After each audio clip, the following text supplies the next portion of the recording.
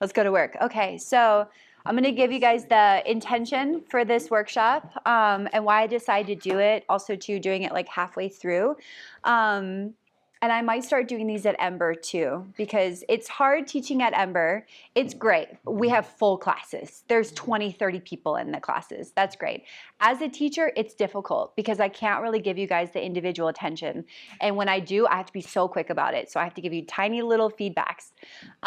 So when I first started teaching, there's like 5 or 6 people. Sometimes I miss that because I could really be like, do this, do this, do this, do this, and give that attention to each individual person. So I want to start doing more things like this where it's like, I feel like we get sloppy, especially when you're not getting that attention from the teacher. It's easy to start to get kind of sloppy or just like not fully understand, like a Sun A, you know, and you're kind of moving through the things. You're like, I think I'm doing it right. I don't know. The other thing is there's some things that we do in classes that we do so repetitively. And if you are doing them not in alignment, it's going to tear up your body. One of the most common ones is chaturangas. A lot of people's shoulders get jacked up from the chaturangas, and it's really because we're not doing them correctly. And we're not really taking the time in classes to be like, well, how do I do it correctly? So it's not on you guys, it's on us as a teacher, and we just aren't really able to take the time to break things down. So that's what my goal is today. So I did want to start with Sun A and Sun B just because you'll do that in almost any class. So really break down each individual part of it. A lot of this is going to be discussion, so you don't have to worry about like really pushing your body. I will call you guys up just because I want you to be able to see different bodies and like, you know, things that we might run into. When I pull you up to the mat, don't do it perfectly because that gives me something to fix. So even if you have to kind of fake it a little bit, try not to make it perfect. It just kind of helps me show a little bit without always utilizing my own body to show the postures. Okay, so I'm going to talk a little bit about it first. You guys can just sit down and then we'll do a bit more interactive where we're going through it together. So Sun A. So if yoga is new for you, Sun A is going to be that it's known as like a spinal warm up. It really warms up the whole body. You'll also notice there's different teachers teach it differently. So, and I tend to teach a little bit different than some of the other Ember teachers. Like you'll notice the arms. Like I always do arms down and everyone goes right into the second round. Part of that is just because a lot of the training I did was in India. And so a lot of it's a little bit more like things have changed as it's come to the West. So that's why you'll just see like subtle differences. Try not to so get attached to like what's right and what's wrong because I've gone down that path. And it's hard because I've trained with an Iyengar teacher, an Ashtanga teacher, a Hatha teacher, a Bikram teacher, and they're all telling me the same posture to do it a million different ways. So my feedback is I'm going to kind of give you a heads up. I'll show you a couple different variations on it, but just think of it like different languages, you know, like Trikonasana is a perfect example because that can be done a lot of different ways. So thinking about Sun A, more Hatha style teachers or Western style, they'll always separate the feet hip distance. Okay, you'll notice that when they go through. Part of that is we changed in the West. We're tighter in our hips in the West. We sit a lot more. We're a little bit less active. You know, in more the East, they do a lot more, you know, opening up of the hips. So at some point that changed. So traditionally feet are together. We tend to be tighter in the hips, so we tend to open up a little bit. Try again not to be so attached to, okay, this is correct. If it feels better for you and you feel like you can stand a bit taller with your feet apart, do that. The thing is, I don't want you starting to go too wide. So you can either go feet together touching or feet hip distance. Every time I say feet hip distance, people do this. I'm like, you don't understand hip distance, okay? So hip distance, if I show you, there should be a straight line from my heels to my hip bones. That's hip distance. There can also be outer hip distance, would be outer hips down to my heels, and inner hip distance, which I would close my stance a little bit. So when you're in class and I say feet hip distance, stop doing this. It's not hip distance, okay? So that's the first thing, feet together or feet hip distance. In hot sequence, we'll say, okay, put 2 fists in between your feet, and that's not going to work for everyone because I've had a lot of babies, my hips are a little wider. So that kind of can help a little bit, but usually look down, your heels should be right underneath your hips. So that's going to be proper alignment. Okay. So first part, inhale. Inhale, arms up. You can either inhale your arms out to the side overhead, or you can inhale your arms forward and up. A rule of thumb, when there's a full class, arms forward and up. Don't take up a whole lot of space. When you've got this space, arms out and overhead.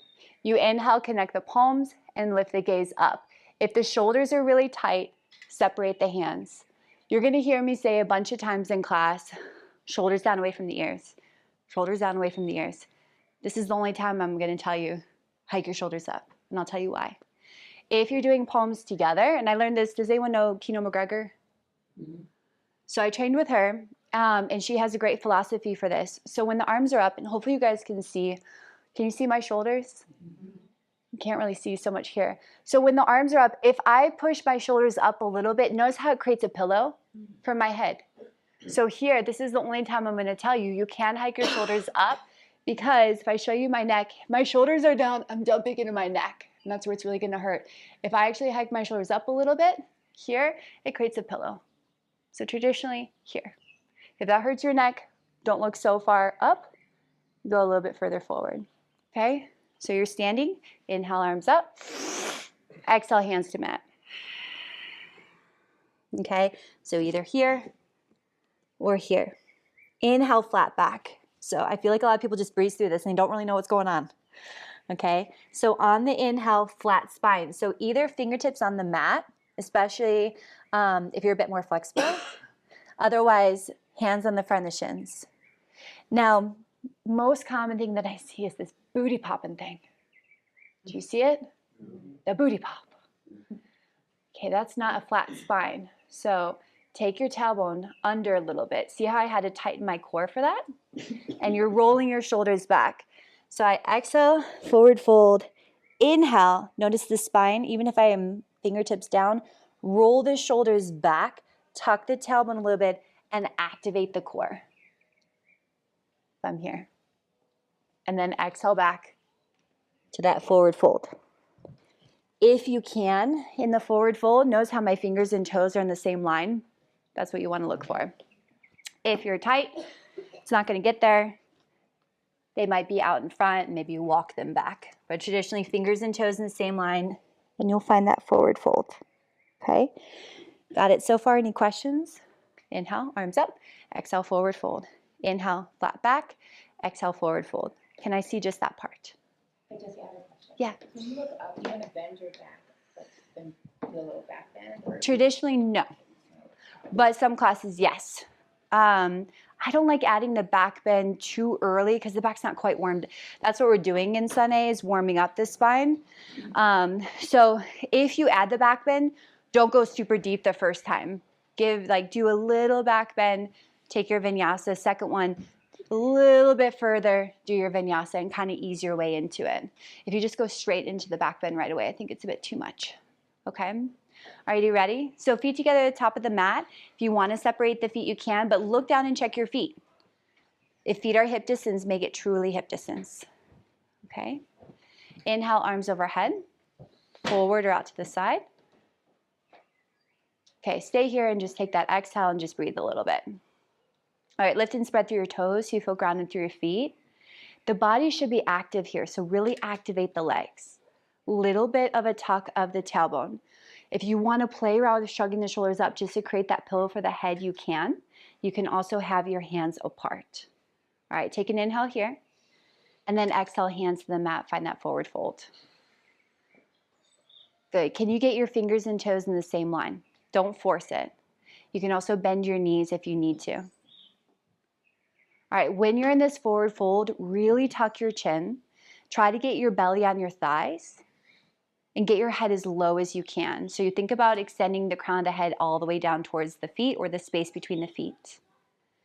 Now you're not just hanging here. Really activate the core. So you want to tighten up your core. The more you tighten the core, you'll notice how it just naturally closes the gap a little bit more between your upper body and your lower body. Inhale, flat back. And exhale, stay. So fingertips on the mat or hands to the front of the legs. Lengthen the spine. Roll the shoulders back. Extend through the crown of the head. Little bit of a tuck of the tailbone. You're right here. Hold it. Take a couple breaths. Is your core active? Exhale, forward fold. And then inhale, rise all the way up. This is where you'll notice a little bit of a difference. I always teach exhale, arms back alongside the body. That's traditional. That finishes the round. At some point, I think we're like, that's a waste of time. We go right into the second time. Okay, it's fine. Questions so far? Good? Clean? Okay. So you can have a seat. And I'm going to go through the next part. So inhale, exhale. So when you guys hear a few things, inhale, flat back. Try to refrain from just hanging out. Do you notice the difference? This is just body weight. This is active. So I'm using my hands to pull myself, and I'm activating the core to create the space here. Okay, so practice that when you're there. It's not just hanging out. It's a pulling. Pull, pull, pull, pull, and get that forward fold. Okay, see the difference? Ragdoll is going to be different. Ragdoll is when you're just hanging out and you're not working too hard. You're just getting that traction. Forward fold is different. Pull. Right there. Okay? So standing, forward fold, halfway lift, back to that forward fold. So transition, it's up to you. You can bend your knees, step one foot back, other foot back to a plank. You can do the other one. If you're stepping back, try to start practicing paying attention to which one you're stepping back with. So you're not always, I always do the right. You always do the right. I always do the left. Always do the left. So you'll get kind of stuck in these patterns and start balancing it out if possible, okay? You can also work on jumping back. If you're jumping back, it's important that you're not jumping back to a plank. So you're gonna skip that part. You're gonna jump straight back into bent arms. So let me show you. So I just did my standing part. Bend the knees. Maybe I go 1 foot. Other foot, I'm meeting up in that plank. Or I'm going to cut that part out and I'm going to land right in chaturanga. So hands down. On the exhale, shoot back. Right to that hover. If you've never tried that, it's a leap of faith that it will be okay. Because you have this moment of like, panic, land. And a lot of times it's more fear, and I see this a lot. And this is how you know it's fear. So you're here, that. Because I bailed last second, okay? So you have to be a little bit more ready, getting used to it, but it's the mind that's gonna bail out, and that's where you collapse down, okay? So let's try that. Either step back to a plank or work on that jump back right to chaturanga. Now, really quick before you do that, let me show you the difference. I'm like, I'm not gonna make you guys work, but here I am working. All right, I'm gonna show you the difference. This is a no-no. Okay? I'm breaking it up. Here, bend, shoot them back. Right to that hover. Okay, let's play with that a little bit. So would you go right into like upward dog then? Yeah, and we'll get to that. Upward facing or cobra. If you're doing the jump back, upward facing. Okay, so you can just come right to your forward fold. Let's start there. Pretend you just did a halfway lift. You're back in your forward fold. Plant the hands, bend the knees. Try the step first. Step back to a plank. Okay, lower your knees down for a second. Can you step your feet back? So a few of you, when you step back, your hips were high and then came low. You step back, your hips should get into alignment immediately. So let me show you that. I really need to put my hair up. So here, let me show you the no-no. Oh, Okay? Not picking on you. I just made me think of it, okay? Watch the difference. I'm right there. So I'm not here to here. You're adding an extra movement. Step back, find the plank immediately. Do it again. Then we'll work on that jump if you want to work on the jump.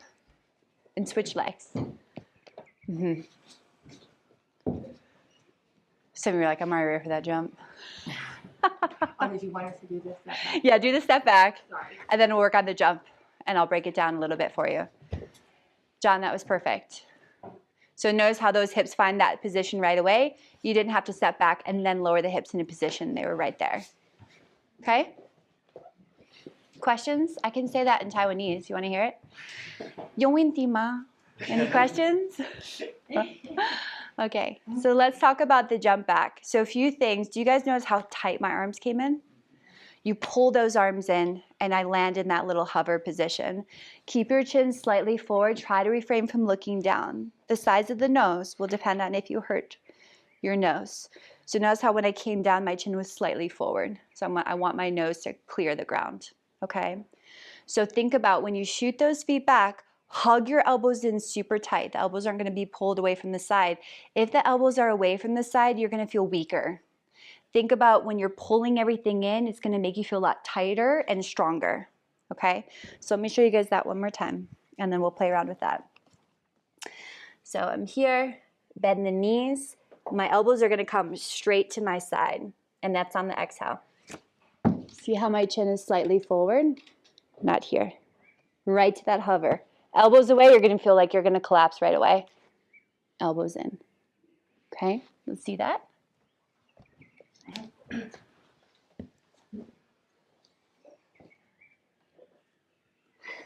I don't even think I can get that. Christy, hands have to be a tiny bit wider. Just a tiny bit.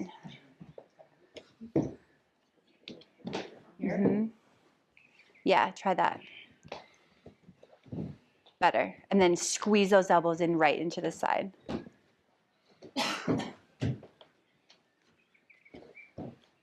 Good. You still add that little extra bit in between. Yeah. Yeah. Good.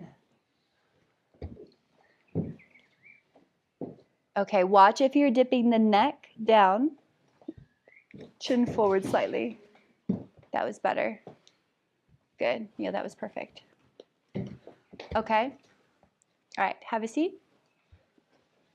All right, transition to upward facing dog or cobra. Let's go through cobra first, okay? So normally we'll cue cobra when we're still first getting warmed up. But if you have any lower back issues, you can stay at cobra. And sometimes upward facing dog, because it is that back bend, if you have any disc issues, it can kind of not feel great. And that's where cobra can be better for you. So say I just took my chaturanga. Oh, now I'm getting ahead of myself because we should really break down the chaturangas. Let's break down the chaturangas first. Let's do it in order. Okay, so chaturangas are the thing that made me want to do this. Not because of you guys. I've been seeing it like crazy at the studio, and I was like, we really need to work on the chaturangas. So I want you guys to, I'm going to do a chaturanga. I'm going to do it 2 times. The first one, I want you to notice how the shoulders are. And the second one, look at the shoulders again. I'm going to show you what I see the most common, okay, that I really want to fix. Is one going forward? Now watch again. Shoulders are back. Yes. So what I think is happening is chaturangas are hard. They're really hard to do, and they're hard to do correctly, and then we do so many of them, is we're starting to roll our shoulders inward because you feel like it's helping you, I think, be stronger. But the problem is now you're really rolling this out of alignment. You can start to tear up your shoulder. So I want you guys to really try a chaturanga, but roll your shoulders back. Notice how they didn't really move. And see if when you're doing it, and I'm going to watch you guys, if your shoulders are rolling forward. I'm going to show you again. I'll show the no-no first. They kind of roll inward like this. And it even sucks to do it. Back. Notice they don't change. They don't change. They don't change. They don't change to here. Okay? Try that. Let me watch. If you're like, I don't want to do even one right now, do it from your knees. That's fine. Okay? I feel like when they say like knees, chest, chin, it throws me off because Yeah. it makes me think too hard about like putting my knees Knees, first. chest, chin. So it's like it's all kind of Yeah. supposed to go down at the same time though, right? So that's cueing something different. So that's cueing more of a modified into chaturanga. Okay. I'll answer that right after this, okay?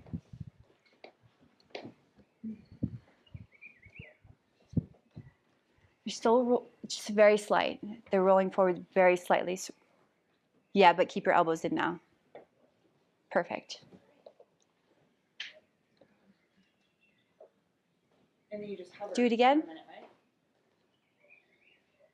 Yeah, so you'll take it down just to a hover. Okay. So remember, when you're taking that chaturanga, elbows are sliding right alongside the body. So if you're winging the elbows out, make sure they're sliding right alongside the body. Okay, let's go through knees, chest, chin.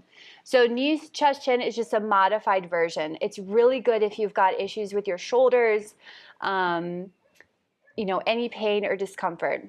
So say I just step back to that plank, lower the knees, elbow creases forward, chest, chin. Hips are high for this one. Then we're gliding through. Usually it's cobra. I'm going to pull my body forward, tops of the feet down, pull those elbows back, and lift up to that cobra. If I'm going full chaturanga, so say I just step back to my plank or, just step back. Elbow creases forward, shoulders back. I take it down to that hover. Now, I've been seeing this a lot, and I feel like a lot of people just don't know how to do it. I move forward into upward facing. I think what I've been seeing lately is this what am I seeing? I'll show you. Show me. When I do it. You want to come up here? Come show me. Let's see. Because you feel like that's you? Yeah. Yes. Okay. So you're kind of focusing on the down. Notice how I move forward into the upward facing? Okay. Do it again. Down. I know. Okay. All right, take a rest. Do you guys notice how she kept her hips up a little bit? So you want the hips and the rest of the spine to move together. I feel like the hips go up when we get tired, is most common. So when we're here, a lot of times I see this. Do you see my butt? Yeah. I think it's more of a drop though. Yeah. It's not as controlled.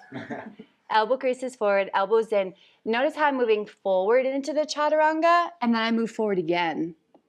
Forward Yep, definitely not doing that. into upward facing.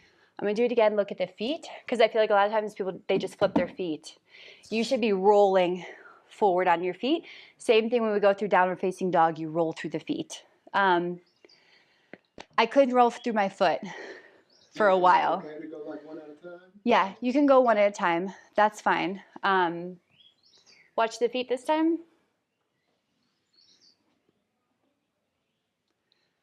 Downward facing is usually tuck the chin, roll through the feet, and set them. You need to go one at a time. You're still moving forward. The rest of the body is the same. Okay. Questions? Let me see that. Chaturanga, upward facing.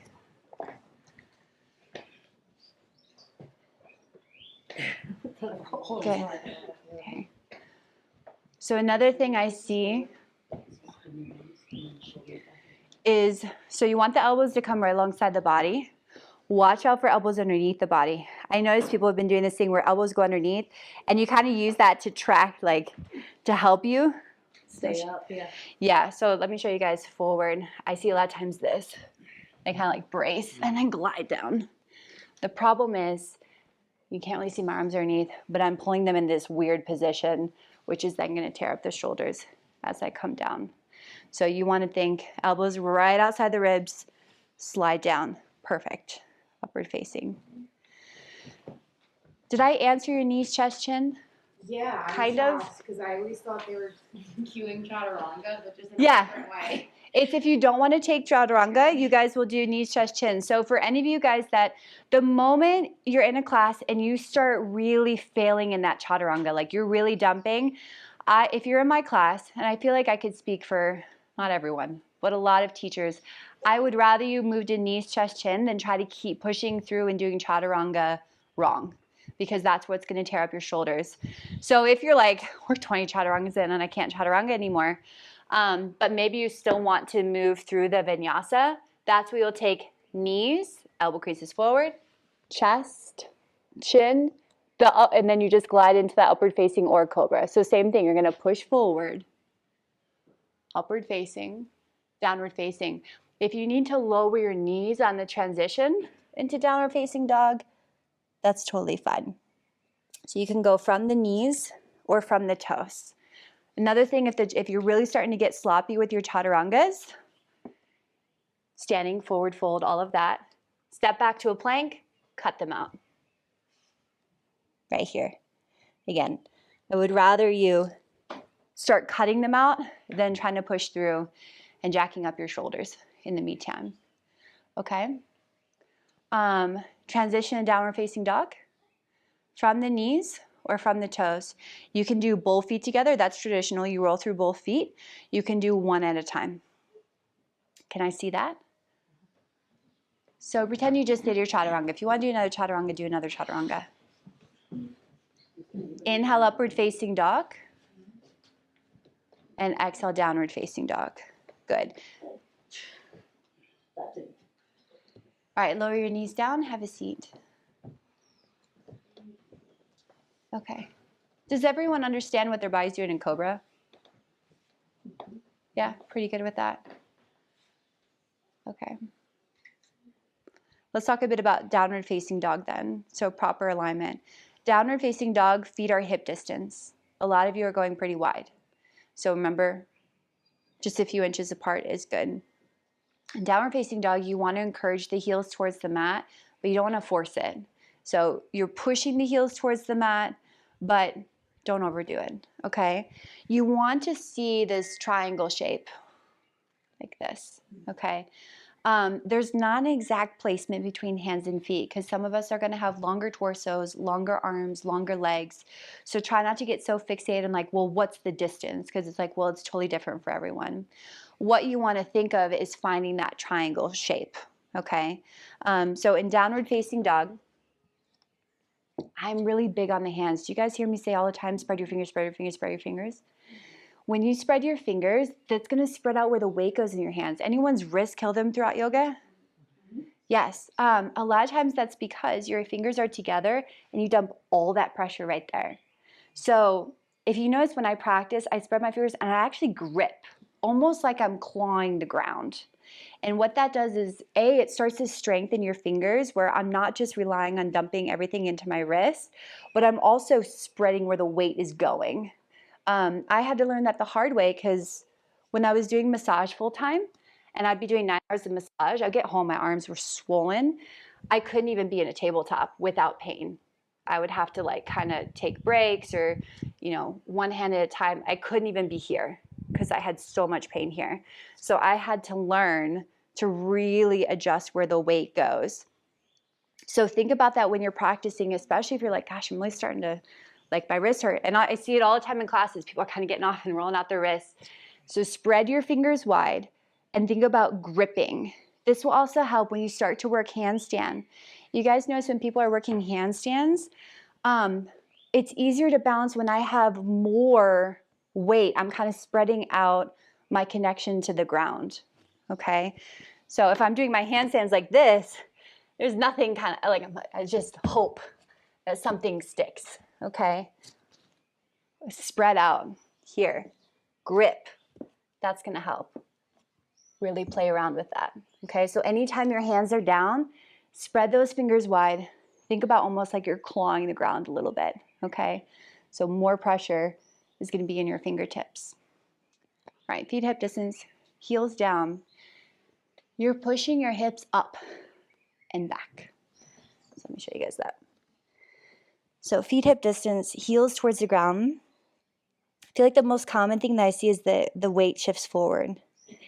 So watch the difference. I'm gonna push my hips up and back, back, back, back. So I'm trying to take as much weight towards the feet as possible. So I would rather you bend your knees and keep your hips lifted than trying to get your heels down and rounding the spine. And I feel like a lot of times people are trying to decide which one to do. So I'd rather you soften your knees a little bit, keep the pelvis pressing up and back, and then eventually work on dropping the heels down. Common that the shoulders are rolling in. Do you see that difference? I see this a lot. It's really going to be taxing on the shoulders. So watch the difference. I'm going to basically, if I show you, I'm going to take my shoulders and rotate them out slightly, and that's going to open up my upper back. So watch carefully. So common to see this. Watch. Roll out. Notice how that opened up the upper back? Watch again. Roll out. Okay, try that. Let me see.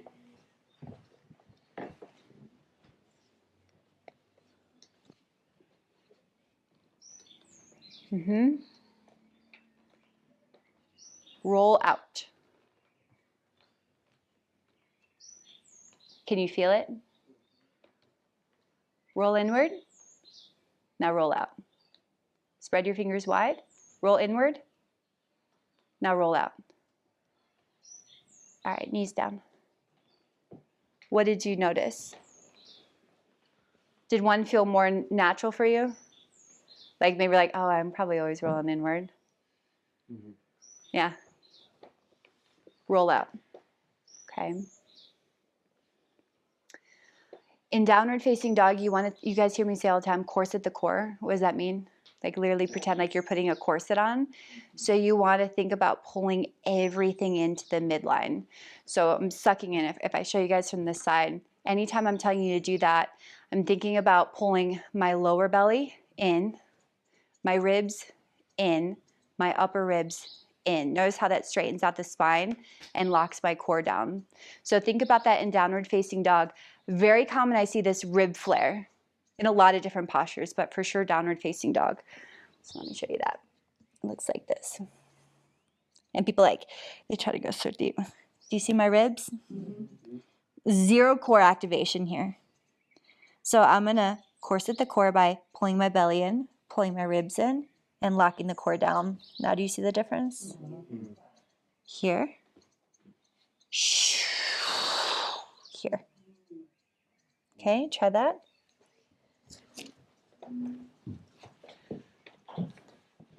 Like the Renaissance where they tie up the ladies, with the corsets, that's literally what you're doing. So let the ribs hang. Notice how you dump into your lower back a little bit with that. Now pull everything in. Notice how that lengthens your lower back. Dump into the ribs again. Now corset the core. Good. Questions? Yo win, Tima. But when you tap into the ribs, it puts pressure on your shoulders too. Yeah, because it makes you kind of cave. Yeah. So I want to think about using all these muscles to pull me and support me in that posture. Okay, so for those of you guys that you get really taxed quickly in downward facing dog, I want you to really start thinking about utilizing more of your core, because you might be working on all the weight into your arms, all the weight into your legs, and a lot of time too much weight is forward, where I see this, and it's like, I can only stay here for so long. You want me to stay here for 5 breaths? What? Okay, so work on taking the weight. Your legs are going to be stronger, so take more weight into your legs. If you're dipping into the rib cage, pull everything in. And traditionally, the drishti, the gaze is at the navel, right here. So you're creating a double chin. It's a sexy pose. Okay.